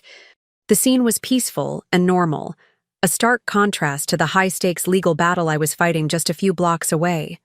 I thought about the woman I had been just a week earlier, someone who would have been horrified by the idea of destroying her husband's life over business disagreements. That woman had believed that marriage meant subordinating your own interests to your partner's success, that love required endless sacrifice and selfless support, regardless of whether that support was appreciated or reciprocated. The woman sitting on that park bench was someone entirely different. She understood that respect had to be earned and maintained, that partnerships required mutual acknowledgement and shared decision-making, that love without recognition was just another form of exploitation. She was prepared to fight for what belonged to her, not out of spite or revenge, but out of a fundamental belief that she deserved to be treated as an equal rather than a subordinate. When we reconvened after lunch, Martin's demeanor had changed completely. The aggressive advocacy of the morning had been replaced by the resigned professionalism of someone preparing to negotiate the terms of his client's surrender. "Ms. Hamilton," he began, "my client is prepared to discuss the practical implementation of Mrs. Morrison's partnership recognition, provided we can reach agreement on certain operational details." Victoria nodded graciously, recognizing a capitulation when she heard one. "We're certainly willing to discuss implementation details, Mr. Crawford. Mrs. Morrison has no interest in disrupting the company's operations unnecessarily." What followed was a detailed negotiation about how to restructure Morrison Tech's leadership and governance to reflect my equal partnership status. The discussion covered everything from board composition to decision-making authority to public representation of the company. David participated reluctantly in these conversations, occasionally attempting to preserve some exclusive authority over technical decisions or strategic planning, but Victoria consistently redirected the discussion back to the principle of equal partnership that governed all aspects of our business relationship. The most challenging negotiation involved the timeline for implementing the changes. David argued that immediate restructuring would create unnecessary disruption and confusion among employees and clients, while I insisted that any delay in recognizing my partnership status was unacceptable after 30 years of being marginalized. Victoria proposed a compromise that satisfied both concerns: immediate legal recognition of my partnership status with a 90-day transition period for implementing operational changes. This approach would provide time for careful communication with employees and clients while ensuring that my rights were protected immediately. The financial aspects of our agreement were more straightforward. David would immediately reimburse the partnership for all unauthorized transfers, plus 20% damages as specified in our original proposal. Additionally, he would personally cover all legal costs associated with resolving these issues, including Victoria's substantial fees. By late afternoon, we had the framework of an agreement that would transform Morrison Tech from David's personal empire into our genuine partnership. The documentation would take several days to finalize, but the essential elements were settled. As we prepared to leave Victoria's office, David made one final attempt to salvage some control over the narrative of what was happening. "Kat," he said as we waited for the elevator, "I hope you understand that this agreement doesn't change the fact that you're still my wife. We still need to work through our personal relationships separately from these business issues." I looked at him with genuine curiosity, wondering if he truly believed that our marriage could survive the revelations of the past week, or if he was simply trying to preserve some illusion of normalcy. "David," I replied quietly, Our personal relationship ended the moment Amanda announced she was carrying your child. What we're working through now is the dissolution of a business partnership that should have been formalized decades ago.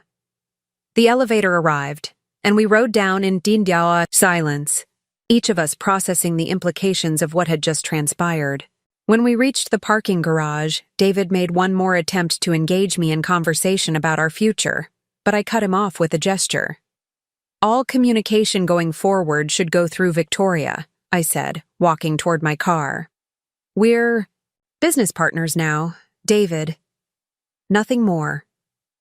That evening, I celebrated my victory with a quiet dinner at my favorite restaurant, a small Italian place where David and I had shared many anniversary dinners over the years. The irony of the location was not lost on me, but I chose it deliberately as a way of reclaiming spaces and experiences that had been defined by our relationship. I ordered the most expensive bottle of wine on the menu and savored every sip while reviewing the preliminary agreement Victoria had drafted based on our day of negotiations. The document represented more than just a business arrangement. It was a declaration of independence from a life that had diminished me while elevating someone who had never fully appreciated my contributions. When I returned home, I found David in his office, surrounded by paperwork and looking like someone trying to understand how his carefully ordered world had collapsed so completely in such a short period of time. The partnership agreement will be finalized by Friday, I informed him from the doorway. Victoria will send you copies of all documents for review tomorrow. He looked up at me with an expression that mixed exhaustion, defeat, and something that might have been grudging respect. How long have you been planning this, Kat? How long have you known exactly what you were going to do when the time came? I've been preparing for this conversation my entire adult life, I replied truthfully. I just didn't realize it until Amanda forced me to examine what I had been accepting as normal. And what happens now? He asked. What happens to us? I considered the question carefully, looking at this man who had been the center of my life for 3 decades, but who had somehow forgotten that I was supposed to be the center of his. Now we find out whether you can learn to respect me as an equal partner, I said finally, or whether you prefer the version of me that never challenged your authority. I left him sitting in his office and went upstairs to pack the remaining belongings I would need for my extended stay at the Phoenician. I was no longer hiding from the situation or avoiding difficult conversations. I was simply creating the space I needed to begin building the next chapter of my life. The next morning brought news that changed everything once again, though this time the development worked entirely in my favor. Victoria called me at 7:30 with information that Jessica Chen had provided overnight. Kat, you need to see what Jessica discovered when she expanded her investigation into Morrison Tech's financial records, Victoria said, her voice carrying barely controlled excitement. Can you meet me at my office in an hour? I dressed quickly and drove through the early morning Phoenix traffic with a sense of anticipation that I couldn't quite explain. Jessica's original findings had been damaging enough to secure David's surrender, but Victoria's tone suggested that something even more significant had been uncovered. When I arrived at Victoria's office, I found Jessica waiting with a laptop and several boxes of printed documents. Her expression was grim but determined, like someone who had discovered something important and was prepared to see it through to its conclusion. Show Mrs. Morrison what you found, Victoria said without preamble. Jessica opened her laptop and began walking me through a complex web of financial transactions that painted a picture of misconduct far more extensive than we had originally suspected. The unauthorized transfers to fund David's relationship with Amanda were just the tip of the iceberg. Over the past 3 years, Jessica explained, there have been systematic diversions of company funds into investment accounts controlled solely by Mr. Morrison. The total amount exceeds $1.7 million. I felt my breath catch as I absorbed the implications of what she was telling me. David hadn't just been stealing money to fund his affair. He had been systematically looting our business to build a personal fortune that I knew nothing about. The investment accounts were established using Morrison Tech's tax identification number, Jessica continued. But the ownership documents list only Mr. Morrison as the beneficiary. All of the gains from these investments have been flowing into accounts that you have no access to. Victoria pulled out a legal pad covered with notes and calculations. Based on the returns these investments have generated, David has accumulated approximately $2.4 million in assets that should belong to the partnership, but are currently under his sole control. The scope of David's financial betrayal was staggering, representing not just theft of current company funds, but the systematic diversion of investment opportunities that should have benefited both of us equally. He had been building a secret, financial empire using our shared resources while allowing me to believe that we were partners in everything. There's more, Jessica said, pulling up another set of documents. Some of these investment funds have been used to purchase real estate and establish business relationships that aren't disclosed in any of Morrison Tech's official records. She showed me property records for a vacation home in Sedona and a commercial real estate investment in Scottsdale, both purchased using funds that had been diverted from our partnership accounts. There were also consulting agreements with other technology companies that generated income flowing directly to David's personal accounts, rather than through Morrison Tech's books. This is a completely parallel business operation, Victoria said, leaning back in her chair with the satisfied expression of an attorney who had just been handed an unwinnable case. David has been using Morrison Tech as a source of capital for personal investments while hiding the returns from his partner. The evidence Jessica had compiled was overwhelming and devastating to any remaining credibility David might have claimed. This wasn't just marital infidelity or temporary financial impropriety.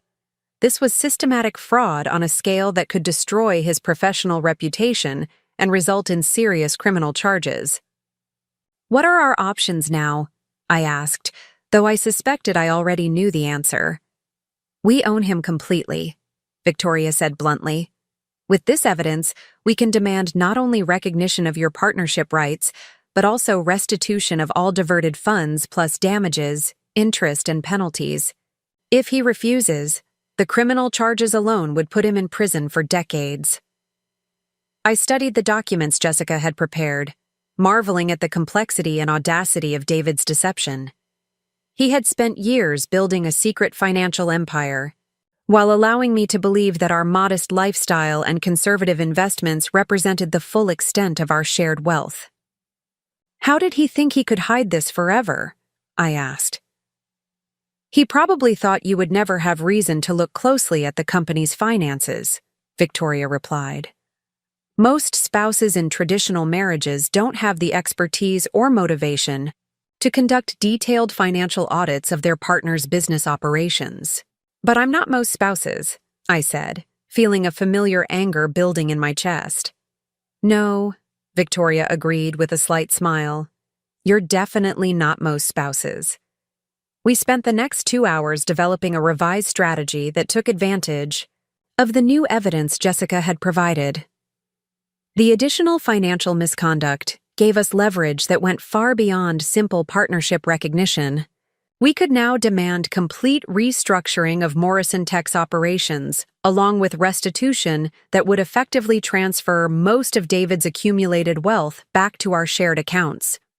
The revised agreement Victoria drafted was comprehensive and devastating. David would not only acknowledge my equal partnership status, but also transfer all improperly accumulated assets back to the partnership, pay substantial damages and penalties, and submit to ongoing financial oversight to prevent future misconduct. "This agreement essentially gives you control of everything," Victoria explained as she walked me through the final document. "David will retain his partnership stake, but all major financial decisions will require your approval, and all company assets will be subject to joint oversight." "What if he refuses?" I asked. "Then we file criminal charges and civil suits that will destroy him completely," Victoria replied matter-of-factly. "With this evidence, he has no choice but to accept whatever terms we offer." I left Victoria's office with a sense of complete vindication that was both satisfying and slightly overwhelming. In less than a week, I had evolved from betrayed wife to equal business partner to effective controller of a multi-million-dollar enterprise. The transformation was dizzying in its speed and thoroughness. That afternoon, I did something I hadn't done in 30 years. I called Morrison Tech's main number and asked to be transferred to the CEO's office. Morrison Tech Solutions, this is Amanda speaking, came the familiar voice of David's pregnant secretary. Amanda, this is Catherine. Morrison, I said calmly. Please tell David that I need to see him in the conference room at 4 o'clock this afternoon. It's regarding the new partnership agreement. There was a long pause before Amanda responded, her voice noticeably less confident than usual. Mrs. Morrison, I'll give him the message. Should I plan to attend this meeting? That won't be necessary, I replied. This is a discussion between business partners. I arrived at Morrison Tech 15 minutes early and used my key card to access the executive offices, moving through the familiar hallways with new authority. Several employees nodded politely as I passed, though I could see the curiosity in their expressions as they tried to understand why I was there during business hours looking so formal and purposeful. The conference room felt different when I entered it as an equal partner rather than a supportive spouse. I arranged my documents at the head of the table and waited for David to arrive, savoring the reversal of power that had occurred since our last meeting in this same space. David appeared precisely at 4 o'clock, looking haggard and defeated, but trying to maintain some semblance of professional dignity. He was accompanied by Martin Crawford, who looked like a man who had spent the day receiving very bad news from very expensive consultants. Catherine, David said formally, Martin and I have reviewed the additional allegations in your revised agreement. We need to discuss the feasibility of some of these demands. There's nothing to discuss, I replied, sliding copies of Jessica's latest findings across the table. Your attorney can review the evidence of your additional financial misconduct and advise you accordingly. Martin opened the folder and began scanning the documents, his expression growing increasingly grim as he absorbed the scope of what Jessica had uncovered. I watched him calculate the implications, probably trying to determine whether any defense strategy could survive such comprehensive evidence of systematic fraud. These allegations are extremely serious, Martin said finally, looking up from the papers with obvious concern. If accurate, they represent potential criminal liability far beyond anything we've previously discussed. They're accurate, I said simply. And they represent the theft of nearly $2.5 million from our partnership, not including interest and investment gains. David slumped in his chair, finally understanding that his situation had moved beyond damage control into complete surrender. Kat, I never intended for any of this to happen. The investments were meant to benefit both of us eventually. The investments were meant to benefit you exclusively, I corrected, which is why all of the accounts list only your name, and why none of the returns were ever disclosed to your partner. Martin requested another private consultation with his client, and I watched through the glass walls as he apparently delivered the news that David's legal position was hopeless. When they returned, David's demeanor had shifted from defensive to defeated. Mrs. Morrison, Martin said, his voice carrying the resignation of someone acknowledging inevitable defeat. My client is prepared to accept the terms of your revised agreement, provided we can discuss the timeline for implementing the asset transfers. The timeline is immediate, I replied. All improperly diverted funds will be returned to partnership accounts within 30 days, and all investment assets will be transferred to joint control within 60 days. That timeline may create tax implications and liquidity challenges, Martin protested weakly. Those are David's problems to solve, I said firmly. He created these complications when he decided to steal from our partnership. He can deal with the consequences of unwinding his theft. The final negotiation lasted less than an hour, with Martin's resistance crumbling under the weight of evidence that made David's position completely indefensible. By the time we finished, I had achieved everything I had originally demanded, plus complete restitution of all stolen funds and effective control over all future financial decisions. As we prepared to leave, David made one final attempt to appeal to our personal history. "Kat, I know I've made terrible mistakes, but we can still rebuild our relationship if you're willing to forgive what I've done." I looked at him across the conference table. This man who had shared my life for 30 years, but had never truly seen me as an equal partner, worthy of respect and honesty. "David," I said quietly, "you didn't make mistakes. You made choices. You chose to have an affair, you chose to steal from our business, and you chose to build a secret financial empire while lying to me about our shared assets. Those weren't mistakes. They were deliberate decisions that revealed who you really are." "People can change," he said desperately. "I can learn to be a better partner, both personally and professionally." "Perhaps you can," I replied, standing and gathering my papers. "But you'll have to prove that to someone else. I'm done teaching men how to respect me." I left the conference room and walked through the Morrison Tech offices one more time, but now I was seeing them as the co-owner and managing partner rather than the supportive spouse. The transformation was complete, irreversible, and more satisfying than I had ever imagined possible. That evening, I moved my belongings out of the Phoenician and back into the house I had shared with David, but I chose the master bedroom while relegating him to the guest room. The symbolic reversal felt appropriate given our new relationship dynamic. I was no longer the woman who had served champagne at a company party while her husband's pregnant mistress made public announcements. I was Catherine Morrison, co-founder and controlling partner of Morrison Tech Solutions, a woman who had reclaimed her rightful place in a business she had helped build and a life she had helped create. Tomorrow would bring new challenges as we began implementing the partnership agreement and restructuring Morrison Tech's operations to reflect our new reality. But tonight, I was simply savoring the satisfaction of a battle won through intelligence, preparation, and an absolute refusal to accept less than I deserved. The woman who had discovered her husband's betrayal just 1 week earlier felt like someone from another lifetime. That woman had trusted completely and been rewarded with humiliation. The woman who went to sleep in the master bedroom that night had learned to trust herself instead, and the rewards were everything she had hoped they would be. The morning of my official reinstatement as co-founder and managing partner of Morrison Tech Solutions arrived with the kind of crisp October clarity that made Phoenix feel like the most beautiful city in the world. I dressed with deliberate care, choosing a tailored charcoal suit paired with the diamond earrings my grandmother had left me, jewelry I had rarely worn during my years of playing the supporting role in David's success story. Today, I would be introducing myself to our employees as their co-leader, rather than their CEO's wife. Victoria had spent the weekend finalizing the legal documentation that would transform Morrison Tech from David's personal empire into our legitimate partnership. The papers were comprehensive and legally bulletproof, covering everything from governance structures to financial oversight to public representation of the company.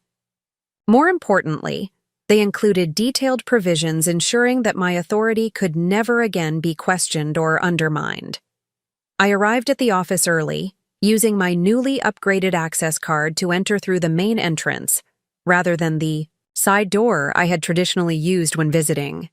The symbolic difference felt significant as I walked through the reception area where Amanda's desk sat conspicuously empty, her personal belongings apparently removed over the weekend while I was occupied with legal preparations. The first item on my agenda was a meeting with Robert Chen, our Chief Technology Officer, and the employee I trusted most to provide honest assessment of company operations. Robert had been with Morrison Tech for 15 years, rising through the ranks based on technical competence and unwavering integrity. If anyone would understand and support the changes we were implementing, it would be Robert. I found him in his office reviewing code specifications for a major client implementation. his desk covered with printouts and sticky notes in the organized chaos that characterized his work style. When I knocked on his doorframe, he looked up with the surprised expression of someone who hadn't expected to see me in the office during regular business hours. "Catherine," he said, rising from his chair with obvious uncertainty about the appropriate protocol for greeting his CEOs. "Wife in a professional setting. Is everything all right?" David mentioned there were some changes happening, but he wasn't specific about details. "Everything is going to be much better than all right," I replied, settling into the chair across from his desk. "Robert, I need to share some news about Morrison Tech's leadership structure, and I wanted you to hear it directly from me before the general announcement." I spent the next 30 minutes walking Robert through the essential facts of my partnership recognition, carefully avoiding the personal details that weren't relevant to business operations while emphasizing the legal and practical implications of our new governance structure. Robert listened with the focused attention he typically reserved for complex technical challenges, asking thoughtful questions about reporting relationships, decision-making authority, and strategic planning processes. His reaction was gratifyingly positive, marked by genuine enthusiasm for having someone with my operational knowledge involved in daily management decisions. "Catherine, if I'm being completely honest," he said when I finished explaining the situation, "this feels like something that should have happened years ago. You've been the person many of us turned to when we needed real answers about company policies or client relationships." His confirmation of my operational importance was validating, but it also revealed how much David had relied on my knowledge while simultaneously diminishing my contributions in public forums. We spent another 20 minutes discussing specific operational improvements that could be implemented immediately, from streamlined project management processes to better communication between sales and technical teams. When our meeting concluded, I felt confident that at least one senior manager would actively support the changes we were implementing. Robert's technical expertise and institutional knowledge would be crucial for maintaining operational stability, while we restructured other aspects of company governance. My next series of meetings with Patricia Gonzalez in client services and Marcus Williams in business development followed similar patterns. Both managers expressed enthusiasm for my expanded role and provided valuable insights about operational improvements that could be implemented immediately. Patricia identified communication gaps between technical development and client expectations that had created unnecessary crises. Marcus revealed that we had lost nearly $3 million in potential revenue due to inadequate proposal development capacity. These conversations confirmed what I had suspected for years. Morrison Tech's growth had been limited not by lack of vision or technical capability, but by inadequate attention to operational details that required sustained focus and systematic improvement. The afternoon brought my first official board meeting as recognized co-founder and managing partner of Morrison Tech Solutions. Our board was small, consisting of myself, David, Robert Chen, and 2 external advisors who provided industry expertise and fiduciary oversight. The meeting would serve as my formal introduction to governance responsibilities that I had been performing informally for years. David arrived at the conference room looking like someone who had spent the weekend contemplating the complete transformation of his professional identity. He was impeccably dressed and professionally composed, but I could see the strain in his expression as he prepared to acknowledge my equal authority in front of people who had always viewed him as the sole leader of Morrison Tech. The external board members, Sarah Hutchinson and James Morrison, were experienced technology executives who had agreed to serve as advisors during Morrison Tech's expansion phase. Both were aware that significant governance changes were being implemented, but neither had been briefed on the personal circumstances that precipitated these adjustments. "Before we begin today's agenda," David said, his voice carefully controlled, "I want to formally acknowledge Catherine's recognition as co-founder and managing partner of Morrison Tech Solutions. This change reflects her extensive contributions to company operations and formalizes a partnership that has existed since our incorporation. Sarah and James exchanged glances that suggested they were processing implications beyond the simple announcement David had provided. Both were sophisticated enough to recognize that such fundamental governance changes typically resulted from significant underlying issues.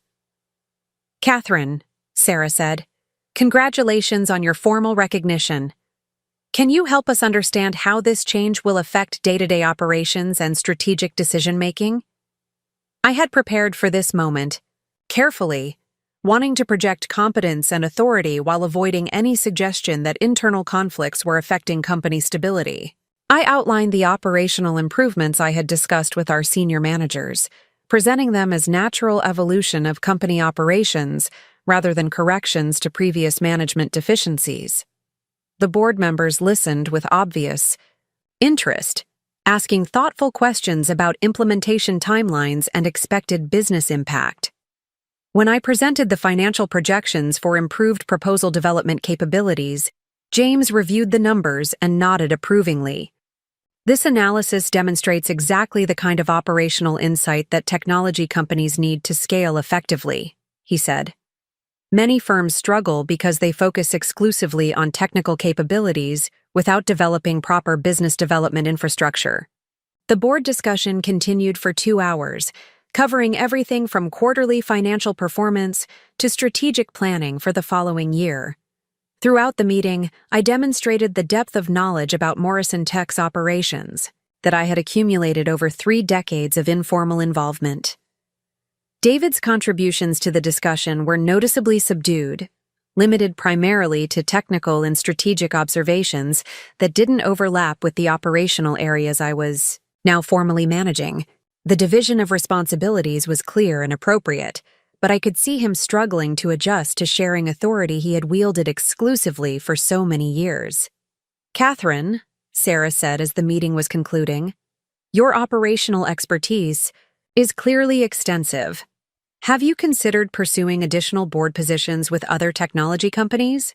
Your combination of operational knowledge and strategic insight would be valuable for firms that are scaling their business development capabilities." The suggestion hadn't occurred to me, but it was flattering recognition from someone whose opinion I respected. After the board members left, David and I remained in the conference room to discuss implementation details for the operational changes we had approved. "The proposal development investment makes sense," David said, reviewing the financial projections one more time. "I should have approved this expansion months ago, when Marcus first raised the capacity issues." "Why didn't you?" I asked, genuinely curious about his decision-making process. "I was focused on maintaining margins rather than investing in growth infrastructure," he admitted. "Your operational perspective provides insights I've been missing." The board members recognized that immediately.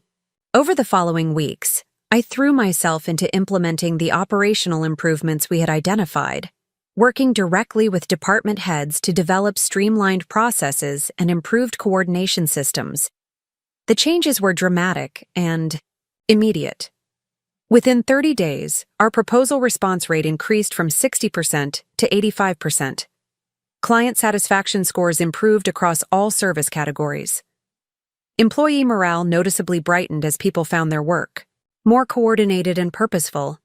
More significantly, I began receiving recognition from industry contacts who had always known about my contributions, but could now acknowledge them publicly. At technology council meetings and professional conferences, I was introduced as co-founder, rather than spouse, leading to conversations about board opportunities and strategic consulting projects. The personal transformation was even more profound than the professional recognition.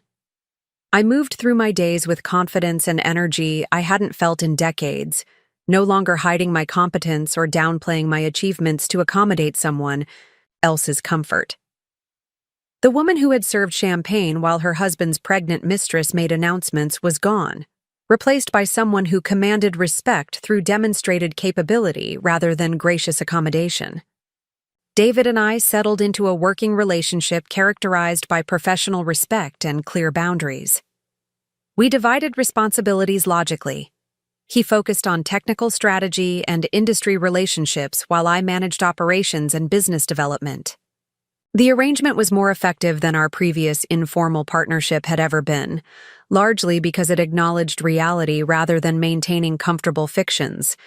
The divorce proceedings, when they eventually began, were handled with the same business-like efficiency that characterized our professional partnership. Victoria negotiated terms that protected my interests while allowing David to maintain his dignity and financial security. Amanda's pregnancy and their eventual marriage became footnotes in our story rather than central dramatic elements. 6 months after that devastating company anniversary party, I stood in the same Riverside Country Club ballroom hosting Morrison Tech's quarterly client appreciation event. This time, I was the one delivering the welcome address, speaking to a room full of clients and employees who knew me as their co-founder and managing partner, rather than the supportive spouse in the background. "Good evening, everyone," I began, looking out over the familiar faces that represented relationships I had helped build and maintain over 3 decades. "Welcome to Morrison Tech's Spring Client Celebration. I'm Catherine Morrison, co-founder and managing partner, and I want to thank you for your continued partnership in our shared success." The applause was warm and genuine, coming from people who understood that they were witnessing something significant. Many of these clients had worked with me for years in my unofficial capacity, and they appreciated finally seeing my contributions properly recognized. As I spoke about Morrison Tech's achievements and future plans, I caught sight of my reflection in the ballroom's mirrored walls. The woman looking back at me was poised, confident, and completely in command of her own story. She bore little resemblance to the person who had discovered her husband's betrayal in this same room just 6 months earlier. After the formal program concluded, I mingled with guests who offered congratulations on my official recognition and asked thoughtful questions about Morrison Tech's strategic direction. The conversations were substantive and respectful, marked by genuine interest in my perspectives rather than polite deference to my position as someone's wife. "Catherine," said Elena Rodriguez, the CEO of a successful software consulting firm, "I've been watching Morrison Tech's transformation over the past 6 months, and the operational improvements are remarkable. Your leadership is clearly making a significant difference." "Thank you, Elena. It's gratifying to finally be able to implement changes I've been thinking about for years. I hope you'll consider the board position we discussed. Our company could benefit tremendously from your operational expertise." I smiled, remembering how impossible such conversations would have seemed just months earlier. "Send me the details.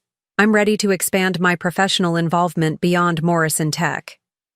As the evening wound down, I found myself standing alone, on the terrace overlooking the golf course where David and I had once planned our future together. The view was the same, but everything else had changed in ways I could never have imagined when this crisis began. I thought about the woman I had been when Amanda made her pregnancy announcement in this very room.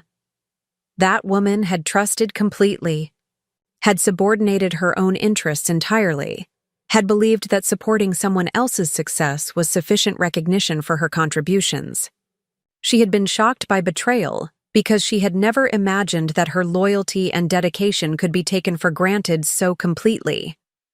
The woman standing on that terrace now understood that respect had to be earned through demonstration of value, that partnerships required mutual acknowledgement of contributions, and that personal fulfillment came from claiming credit for achievements rather than allowing others to diminish or ignore them.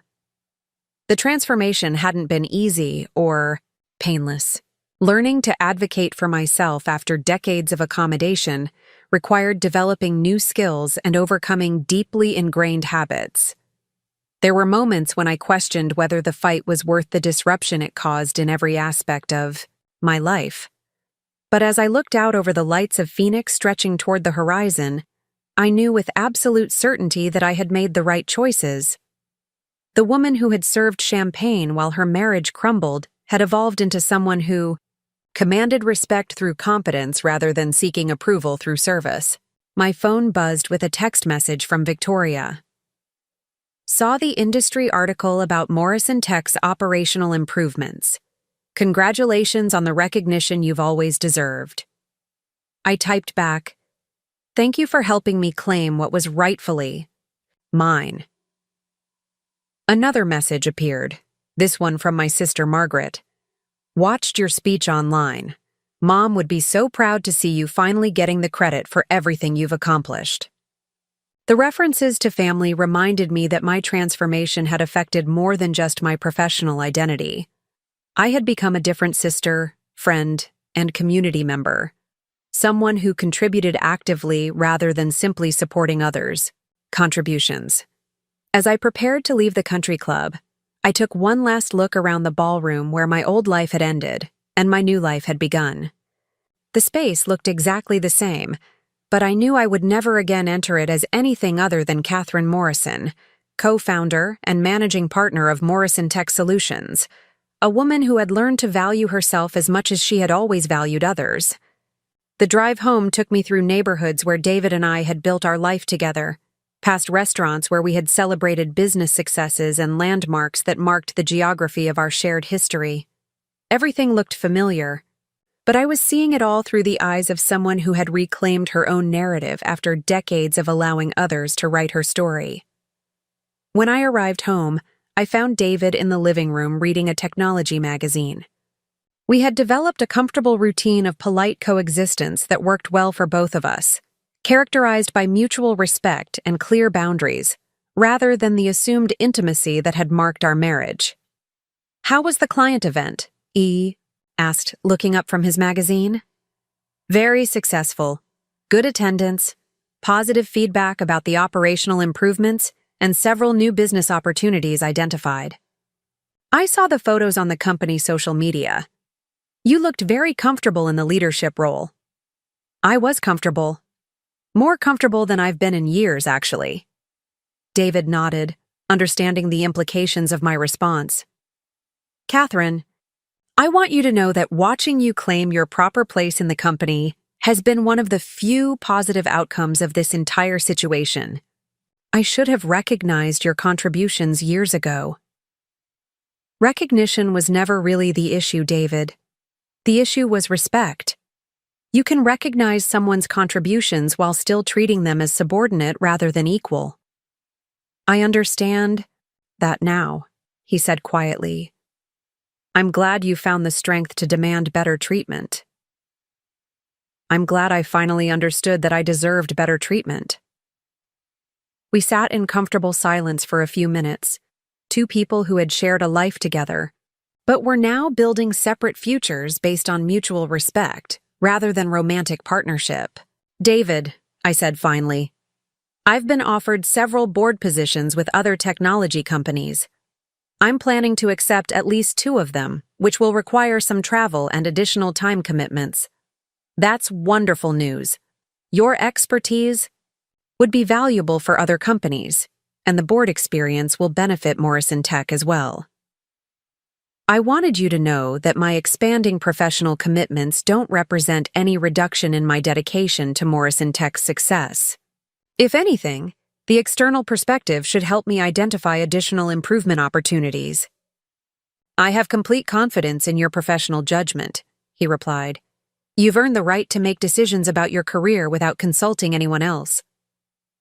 The conversation represented everything our relationship had become: respectful, professional, and focused on mutual success rather than personal accommodation.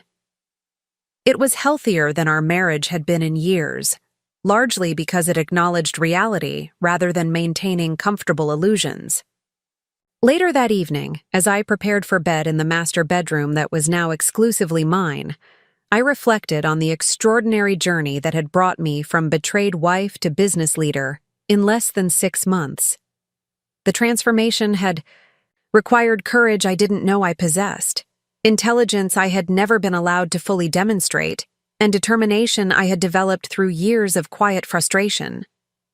But most importantly, it had required learning to value myself as much as I had always valued others, to demand respect rather than simply hoping for appreciation, and to claim credit for achievements rather than allowing others to diminish or ignore my contributions. The woman who turned off the lights that night was someone I barely recognized from 6 months earlier, but she was also someone I was proud to have become. She was Catherine Morrison, co-founder and managing partner of Morrison Tech Solutions, board member of multiple technology companies, and someone who would never again allow herself to be invisible in her own life. The revolution was complete, and I was finally living the life I had always deserved, but had never known how to claim. Amanda's pregnancy announcement had been the catalyst for my transformation, but the strength to change had always been there, waiting for the right moment to emerge. That moment had arrived, and I had seized it with both hands, reshaping not just my professional identity, but my entire understanding of what I deserved from life. As I drifted off to sleep, I smiled, thinking about tomorrow's challenges and opportunities. There would be board meetings to attend, operational improvements to implement, and new business relationships to develop. But most importantly, there would be the continued satisfaction of living authentically as the person I had always been, underneath the accommodating facade that had defined my marriage. The woman who had served champagne while her world crumbled was gone forever. In her place was someone who would never again apologize for her competence, never again hide her intelligence, and never again allow anyone to treat her as anything less than the equal partner she had always been. Up next, you've got 2 more standout stories right on your screen. If this one hit the mark, you won't want to pass these up. Just click and check them out.